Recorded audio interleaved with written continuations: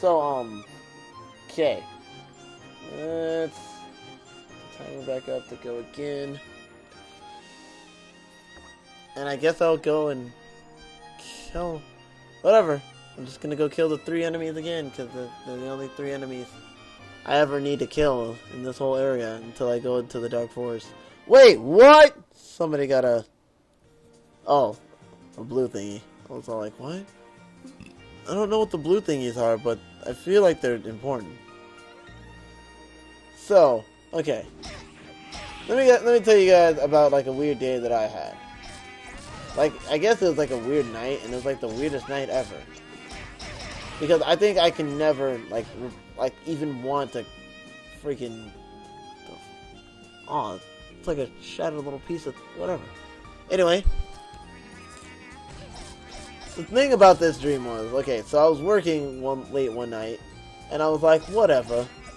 You know, just, oh, I gotta work until like 10, like maybe 11, because, you know, today's the day where the freaking Spurs play. And the only reason I know that is because my job is like pretty dedicated to people who are like, you know, the Spurs, we have pizza. Oh, and everybody comes here for fucking pizza. Like, they don't have a fucking life. Like, all they want to do is watch the Spurs. So it's like, whatever. So I was like, okay, I don't care. Just fucking, yeah. As long as you're out of here by fucking 11, go watching the game, I don't give a shit. Just have fun. So, what sucked was, I was all like, yeah, whatever, I'm fucking done. I'm out of here. And then I was like, oh man, I could have killed that guy midair. But, the fucking guy flew. They both flew. So I was all like, whatever.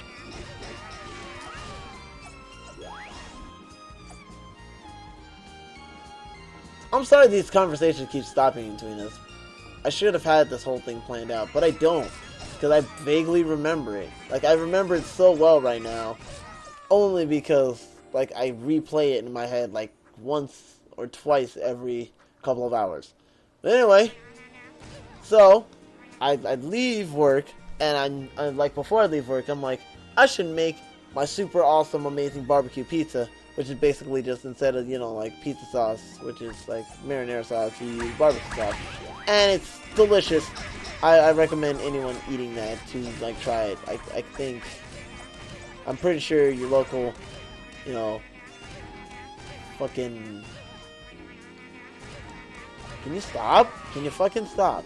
And I'm pretty sure your local, like, Little Caesars will be like, what the fuck is this guy talking about? Or if you go in and order it. But I think I learned it from Domino's, who does it normally. So, yeah. If you go to Domino's and, like, fucking order it, it's delicious. You're welcome. You'll thank me later. I like their sauce a lot better than our sauce. But I'm kind of lazy on ordering it. Anyway, what was I talking about? Right. So I made the pizza, and I was all like, I'm gonna add stuffed crust, because stuffed crust barbecue pizza is like the most delicious thing ever, and I nicknamed it the man pizza. So whenever I take the man pizza home, it's like, yeah, it's like a good day for me, and everything just feels better. So I'm up late night, you know, recording Latale and stuff and junk and nomming on pizza and whatever, and then life's good. Life is great right there. Like, there's nothing better. You know, I'm uploading stuff, and now I get to sleep. So, okay, I go to sleep, and you know how your brain... No, actually, hold on. I'm gonna learn you guys some stuff a little bit. Like, your brain literally only needs 8 hours of sleep to, you know, record all the memory that you've gone through of your day, and blah, blah, blah, blah, and then, you know, it stops. It stops recording everything because, you know, you've already done everything. You're asleep. There's nothing to do. After that, you literally start to dream. I don't dream a lot because I don't get enough sleep half the time. But when I do get enough sleep, apparently stuff like this happens. So let me explain what happens in this dream, because apparently, I say apparently a lot. So, yeah. Because somehow my body was all like, dude, this could totally happen, like, every day. So, while I'm, like, doing my whatever and such, okay, so I wake up in the dream. I'm like, whatever. Today's a good day. Yeah, good day. And all of a sudden I get like 3 different text messages. One from my friend Nathan. One from, I don't know who it was. I think it was from my mom. And one from this one girl who happened to be named Bridget. I don't know who Bridget is. But apparently she's so vague, like, you know, she's so familiar to me that apparently I have her saved in my phone. Which is super weird because like I said, I don't know any Bridget. This is all new to me. Like, I feel like something's wrong. But anyway, I'm all like, okay, whatever. And then, like, you know, they send me a text message saying, hey, yo, we're gonna go see this movie at Blockbuster. And I'm like, Blockbuster doesn't have fucking movies, aren't it? And they're like, are you coming? Bridget's waiting for you. And I'm like, I guess I have to go because I don't want to keep, you know, some pretty girl waiting or whatever. So I'm like, go to the movie. And then, like, as we're at the movie, it's like 5 minutes in.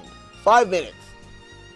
Actually, it felt like 5 seconds. 5 seconds of me sitting there. She gets up and leaves the room. And everybody's just all like, Chris, Bridget left the room. Go follow her. And I'm like, whatever. I don't know what, like, I know that, like, this Bridget person apparently had, like, dark brown hair, like, you know, brown hair, long, and whatever, and such. But I was all like, oh, okay, I guess I'm gonna follow them and whatever. So I follow her, and all of a sudden I find myself in HEB. And I'm like, if you don't know what HEB is, because, you know, I don't know how many people are, like, you know, freaking watching from wherever. And HEB is basically just like Walmart, but with food. So there you go. It's basically a Walmart food. So it's awesome. And, okay, so I'm like, I find myself in there, and I'm like, okay, no, I need to leave. So I leave. And I'm back, like, I leave through the same door I came in, and I go back to, you know, the freaking Blockbuster. And I'm like, oh, okay, I'm still in Blockbuster. This is really weird. So then I go across the street where the actual HEB is, and then I find myself, I'm like, okay, so going into the HEB, the actual HEB, and apparently it's Christmas in that HEB. Everybody's just walking, like, dancing around, doing a giant conga line with freaking, like, Christmas trees. And I'm like, what? What? No. And I'm like, okay, no, I need to get the hell out of here. So I leave, and apparently, like, as I see across the street from where the HEB to the Blockbuster is, the movie's over, and everybody's leaving. And I'm like, oh, okay, everybody's leaving. That's cool. Whatever. So everybody leaves, and then I'm like, well, I guess I can go home. And then, like, the giant group of people that Bridget's with, I don't know who the fuck is that a group, and they're like, hey, Chris, where are you going? I thought we were getting, you know, dinner after this. And I was like, okay. And then Bridget apparently is all like, yeah, let's go. So go and get dinner and whatever and such. And then I finally get home somehow, because apparently I just walk home, which is really weird. Get the fuck out of the way! I'm trying to tell the story. So anyway, I'm like, yeah, okay, well, I got home safely, all's well, cool story, and whatnot. And apparently, I get a text, like, 2 from, like, one of my friends whose name is Jessie, and she texts me with something. I didn't get to read it, but the other 2 are from Bridget, and they're all like, hey, we're outside. I'm like, what the fuck? So apparently they're outside of my house, and it's apparently nighttime, when the movie was in the evening. And I was all like, okay. And they were all like, so hey, Bridget's gonna spend the night at your house. And I was like, why? Like, I didn't get an answer for that. It was just like spontaneous and whatever. And I was like, okay. And everything apparently just fast forwarded to the next day. And I was all like, okay, well, it's the next day. Weird, but whatever. That's over with. And then Bridget and everybody else leaves who apparently stayed at my house, because apparently everybody just gets to crash at my house. I don't know what the fuck's going on. But they get to crash at my house and whatever. And fucking, do I have to fucking, oh no, good, I have some space though. Alright, this thingy again. Oh my god, how many fucking times do I have to do this? How many times, like, all I can do is just literally talk about this, because it's, like, fucking repeats. But anyway, apparently the day's over, and I'm like, okay, cool. Day's over. I can now, you know, like, go about this, whatever this is normally, because I don't know. Like, it feels too real for me to just be like, this is a dream, totally a dream. Because I would expect some stupid shit to happen. Like, you know, like, hey, you know, like, there's a monkey, you know, and he's throwing grenades at people. And I'm like, oh, okay, I get it's a dream. It's just a monkey throwing grenades at people. But no, this is like, it flashed back me to my, like, old place of which I lived, which was super weird. And I was like, oh, okay, well then. I don't know really what's going on, but anyway, like I was saying, the morning came, and I got a text from one of my friends, Nathan, who you guys might know on YouTube, or I'm not entirely sure, I don't know. I think there's some videos of me and him playing stuff. I think, yeah, but anyway, I was talking to him. Apparently, he sent me some text messages, and he was all like, hey, we're going to Walmart. And I was all like, oh, okay, well, we're going to Walmart. So, the first thing we walk into Walmart is he's all like, hey, go roam the aisles. I've got to go take care of some stuff. And I was like, oh, okay, well, I'm just going to go roam the aisles. There's 999 aisles. I don't know what the fuck I'm going to do. So, okay, so I'm like, okay, well, fine, I guess I'll just roam the aisles. A couple of hours apparently go by of me roaming the aisles. Then I find myself in aisle 432 or whatnot. Or some 430 something number. I remember that pretty clearly. And apparently NCIS is there, and they're all like, "Hey, you're the voice coach guy, right?" And I'm like, "I'm the what?" And they're like, "Come on, here's your actor. You need to teach him how to do some voice acting and such." And I was like, "What the fuck? Okay." So then they explain this fucking role to him, and they're like, "Hey, you're gonna be the guy who apparently is a bad guy, but then he turns into a good guy after we arrest you, because then you become a cop." And I was like, what the fuck is this fucking show? Why is the show doing that? So then, you know, I voice coach him and stuff, and then, you know, I make him a little bit funny, because, you know, apparently that's what I'm supposed to do. I don't fucking know. But it's hilarious, and he looks he looks pretty good. Like, he's got like a bit of shaved head, like he's got a goatee, and he's like, kind of like, you know, how am I gonna put this without it sounding racist? There's no way. I guess I have no choice. But he looks like milk chocolate kind of color, which is really cool and whatever. And he's like really cool fucking eyes and whatever. And I don't know why I was fucking looking at his eyes, but I had to like teach him stuff. So like fucking, what am I gonna do? Not like fucking teach him stuff? Anyway. So he's all like, he knows he's got it. He knows he's got all the roles down because they already hired him for that shit. And I was all like, oh, okay, so am I done here? And then they were like, yes. They were like, you know, he's fucking hired. Get him in the show. Chris is hired too. Get him, you know, his paycheck. And I was like, what? What? I didn't really do anything. All I did was like tell him to, you know, act a certain way, and that was it. And they were like, yeah, okay.